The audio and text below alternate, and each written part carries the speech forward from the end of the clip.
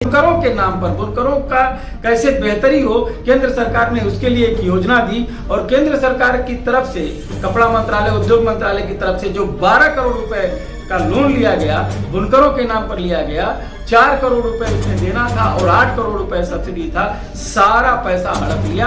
और दूसरी बार चुनाव लड़ा तब भी दूसरे स्थान पर था, करीब 40,000 वोट पाकर दूसरे स्थान पर था और इसलिए भी दूसरे स्थान पर था कि मैं जीत रहा था। मुख्तार अंसारी का सिस्टम काम कर रहा था और जबरदस्ती उसने हरवाया, एडमिनिस्ट्रेशन पर दबाव बनाकर। बलराम यादव उस समय हुआ करते, सरल हो, अहंकार से दूर हो, ये अहंकार और घमंड इन लोगों का चूर होगा। इस बार त्रिवेणी प्रसाद जीतेंगे। नमस्कार, तहलका न्यूज के इस सेशन में आपका बहुत बहुत स्वागत है और मैं हूं विनय ज्ञान चंद्र। नगरपालिका के अध्यक्ष पद के चुनाव के लिए जो संभावित सीटों का जो आरक्षण सूची था वो जारी हो चुका है। इस बीच मऊ को अनारक्षित इस बार फिर रखा गया है और सवाल उठ रहे हैं कि क्या भारतीय जनता पार्टी अपने पुराने उम्मीदवारों पर दांव खेलेगी या नए उम्मीदवारों खड़ा करेगी। हालांकि देखा जाए तो 3 दशकों से नगरपालिका में एक खास समूह का कब्जा बताया जाता है। कभी सपा, कभी बसपा यानी पालकी या फिर जमाल जैसे लोग उसमें काबिज होते हैं, लेकिन अभी तक भारतीय जनता पार्टी ने अपना झंडा नहीं गाड़ा है। इस बीच देखा जाए तो सूबे में योगी आदित्यनाथ हैं, मोदी जी का प्रभाव काफी देखा जा रहा है। जैसे गुजरात चुनाव को लेकर जो एग्जिट पोल सामने आए हैं, वहां भी योगी मोदी को लेकर काफी चर्चाएं तेज हो चुकी हैं। इस बीच मऊ का जो सीट है हमेशा दूसरे स्थान पर रही है भाजपा।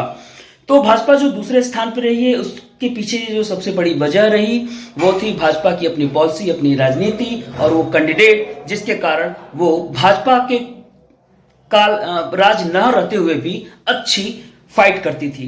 इस बीच हमारे साथ मौजूद हैं त्रिवेणी प्रसाद वर्मा जी।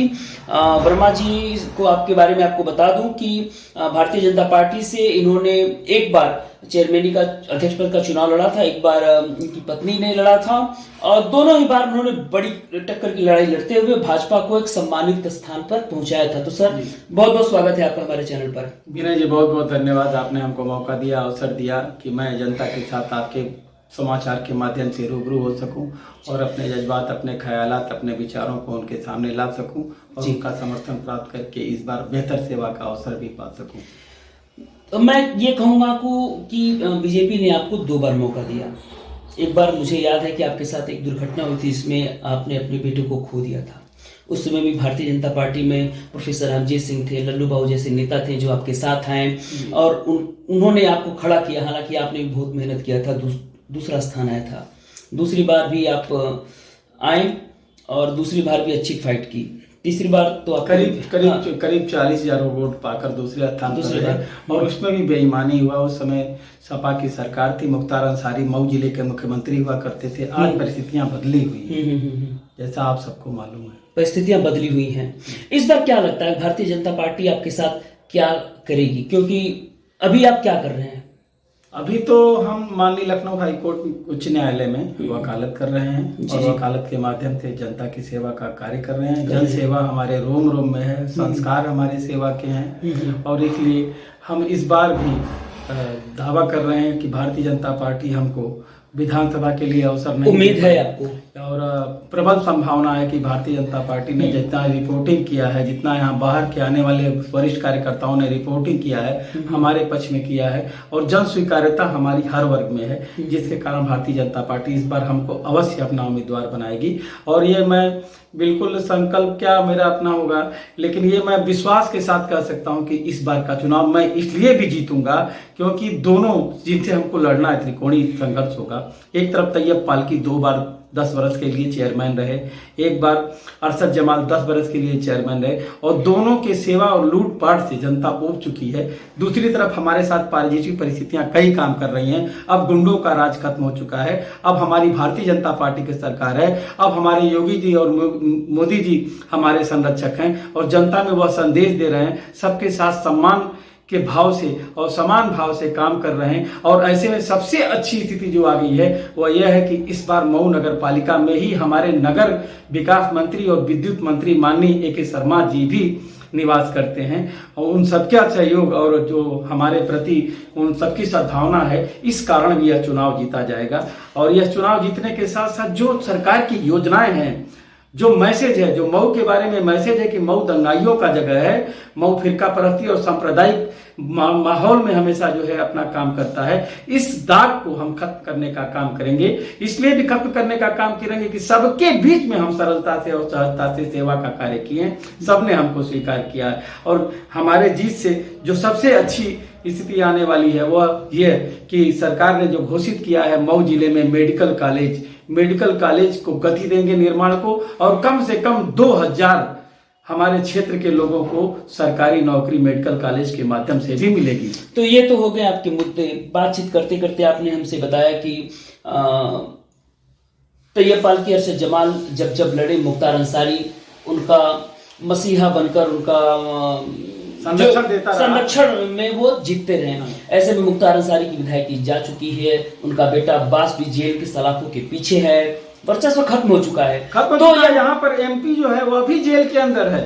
हमारा मुस्तकबिल क्या है, हमारे जिले का, हमारे शहर का भविष्य क्या है, इस भविष्य की बेहतर तलाश में त्रिवेणी प्रसाद की तरफ जनता की निगाहें लगातार है। तो ऐसे में लगता है कि जब ऐसे माफिया जैसे लोग अब जहां सलाखों के पीछे हैं, वहां भाजपा के लिए एक गोल्डन चांस की तरह है कि जो क्रम है 3 दशकों का, 4 दशकों का, वह क्रम टूटे और एक ऐसे व्यक्ति को वह अपना अध्यक्ष पद चुने जो भारतीय जनता पार्टी की विचारधाराओं का हो। बिल्कुल बिल्कुल ऐसा मैं विनय जी आपको और भी स्पष्ट कर दूं। सबसे बड़ी बात यह कि भारतीय जनता पार्टी संस्कारों की पार्टी है, संगठन की पार्टी है, समर्पण की पार्टी है। अनुशासित जीवन शैली जिस कार्यकर्ता का है उस कार्यकर्ता को सम्मान भारतीय जनता पार्टी दे रही है। और भारतीय जनता पार्टी सिर्फ राजनीति नहीं करती है, सेवा के लिए, बेहतर भविष्य के लिए, बेहतर भारत के निर्माण के लिए जो हम लोगों के अंदर संस्कार पैदा हुआ है, उस संस्कारों के कारण भी बेहतर कार्य कर सकेंगे। और भारतीय जनता पार्टी इस बार इसलिए भी, और दूसरा त्रिवेणी प्रसाद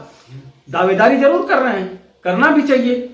अच्छा, पार्टी की जीवंतता के लिए करना चाहिए। लेकिन मैं आपको और स्पष्ट कर दूं कि भारतीय जनता पार्टी इसके बावजूद जिस किसी कार्यकर्ता को बेहतर समझेगी टिकट देगी। त्रिवेणी प्रसाद तन मन धन से जैसा पिछले समय में रहे हैं, लगातार रहे हैं, इनके संस्कारों बड़ी दिखाई देगा, बड़ी टक्कर होगी और भारतीय जनता पार्टी इस बार जीत दर्ज कराएगी। ऐसे में जो दोनों उम्मीदवार जो है कि आपके सामने दिख रहे हैं, बाल्की भी दिख रहे हैं, जमाल साहब भी दिख रहे हैं, बड़ा मजबूत उम्मीदवार कौन होगा?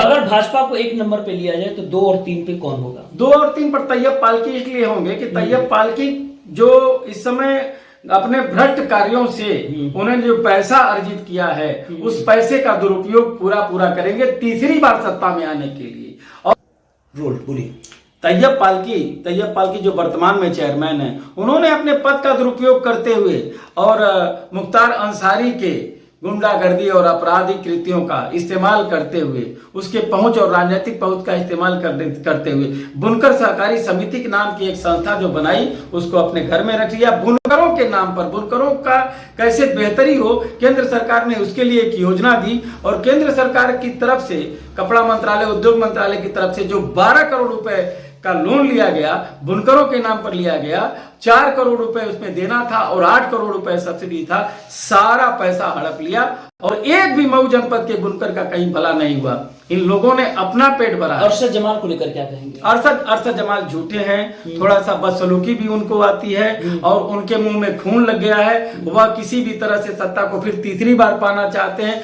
और वह इतना कभी कभी घटिया हरकत कर देते हैं जैसा राजनीतिक व्यक्ति को नहीं करना चाहिए। अभी पिछले दिनों 2-3 दिन पहले उन्होंने कहा कि अगर आरक्षण में शेड्यूल कास्ट का आता है तो मैं अपने नौकर को चुनाव लड़ाऊंगा और वो चुनाव जीतेगा। इतना अहंकार, इतना घमंड और तमीज नहीं।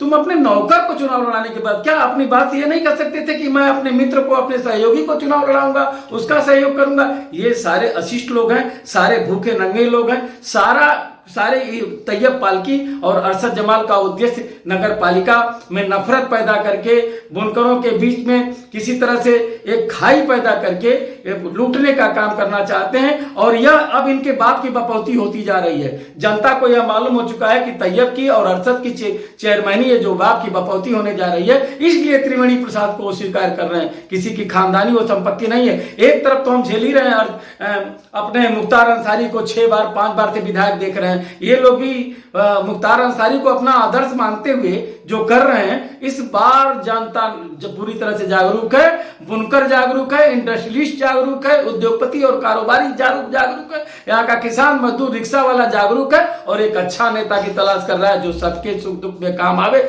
सबके बीच में उठना बैठना जानता हो, सरल हो, अहंकार से दूर हो। ये अहंकार और घमंड इन लोगों का चूर होगा।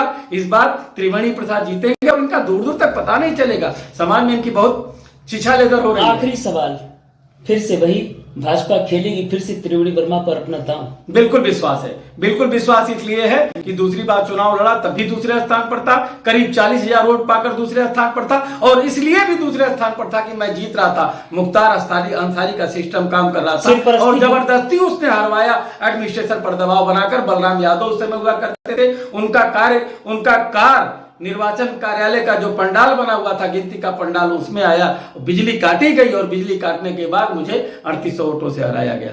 और इस बार ये नहीं होने वाला है। योगी की सरकार है, योगी ने दूसरी बार संदेश दिया है, पहली बार संदेश दिया, जनता ने स्वीकार किया, दूसरी बार जो है पूर्ण बहुमत प्राप्त करके आए हैं और गुंडे बहुत दूर हैं। और जब गुंडे दूर हैं, सामान्य व्यक्ति सरल तरीके से चुनाव देगा, वोट देगा, मतदान करेगा और एक त्रिवेणी प्रसाद जैसे ही कार्यकर्ता को भारतीय जनता पार्टी से चुनाव लड़ाकर विजयी बनाएगा, अपना गार्जियन चुनेगा, अपना नगर पिता चुनेगा और वह जो भी नगर पिता आएगा भारतीय जनता पार्टी की तरफ से वह कार्य करके दिखाएगा। जो सरकार की तमाम कल्याणकारी योजनाएं हैं उन पर काम बेहतर तरीके से होगा। जो पिछले 20 वर्षों से मऊ नगर पालिका और मऊ जनपद पिछड़ा हुआ है, गुंडों के कारण जो है यहाँ बदनामी हुई है, उस दाग को धुलने का काम करेगा और 20 बरस का विकास 5 बरस में करके दिखाएगा। मैं आपको विश्वास दिलाता हूं विनय जी। धन्यवाद।